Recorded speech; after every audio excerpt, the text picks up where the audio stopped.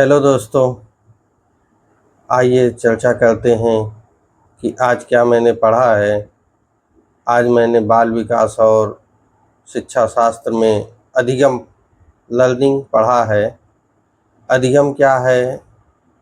अधिगम वह प्रक्रिया है जिसमें अनुभव, अभ्यास और प्रशिक्षण से व्यवहार में अस्थायी परिवर्तन होता है। अधिगम के तरीके क्या क्या हैं, आइए चर्चा करते हैं।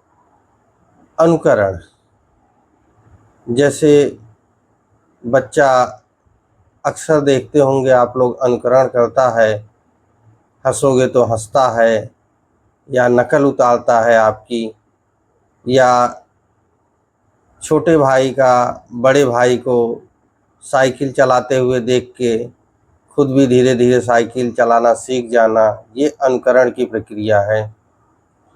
दूसरा, अभ्यास, ये सीखने की एक महत्वपूर्ण प्रक्रिया है। इसका प्रयोग सभी करते हैं।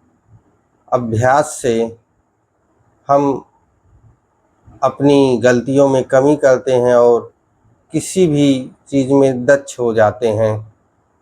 जैसे कोई खिलाड़ी है, बार बार अभ्यास करके खेल में निपुण हो जाता है। विद्यार्थी बार बार पढ़ के पढ़ाई में निपुण हो जाता है। अधिगम की प्रक्रिया एक अंतर्दृष्टि की भी है, जिसमें बिना किसी प्रयास के या एरर के किसी समस्या का हल मिल जाना एकाएक, ये अंतर्दृष्टि अधिगम की श्रेणी में हो जाता है। और एक अधिगम होता है सशर्त अधिगम। इस अधिगम में दो उत्तेजनाओं को जोड़ा जाता है, जिसमें नई उत्तेजना से भी वही प्रक्रिया होती है। जैसे घंटी बजा के कुत्ते को भोजन देना और फिर धीरे धीरे घंटी की आवाज़ सुनकर ही कुत्ते के मुंह में लार आ जाना, ये इसी अधिगम प्रक्रिया का हिस्सा है। आइए हम लोग समझते हैं थॉर्नडाइक के त्रुटि और अभ्यास के नियम को।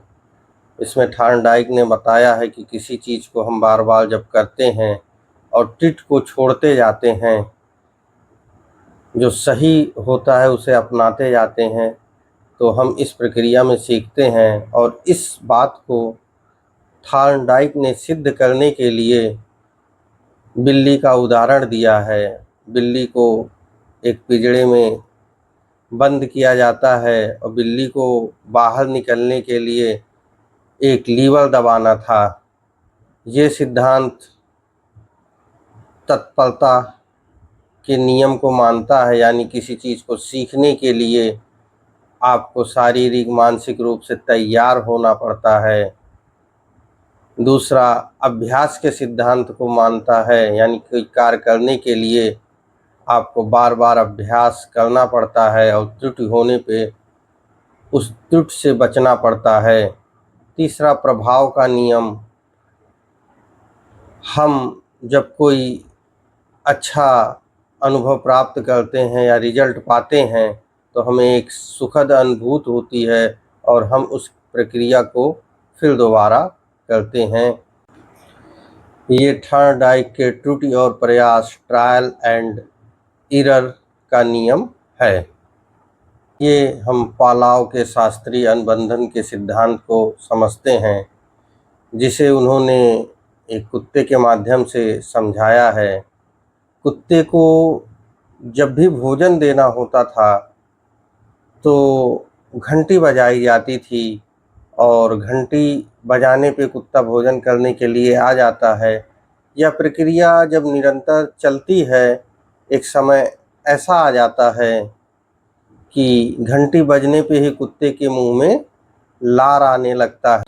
यह पालाव का शास्त्रीय अनुबंधन सिद्धांत है, जिसमें दो उत्तेजनाओं को जोड़ा गया है।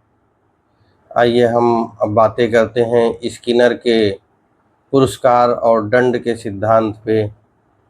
जैसे हम किसी को पुरस्कृत करते हैं तो वह सुखद अनुभव करता है और उस क्रिया को बार बार करना चाहता है, और दंड पाने पर वो उस क्रिया से बचता है। ये स्किनर का सीखने का दंड और पुरस्कार का सिद्धांत है।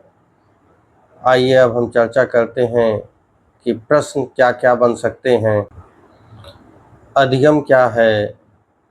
अधिगम वह प्रक्रिया है जिसमें अभ्यास, अनुभव और प्रशिक्षण के द्वारा व्यवहार में अस्थायी परिवर्तन होता है। थॉर्नडाइक के सिद्धांत को क्या कहते हैं? तो इसका जवाब है प्रयास और त्रुटि, ट्रायल एंड एरर का सिद्धांत।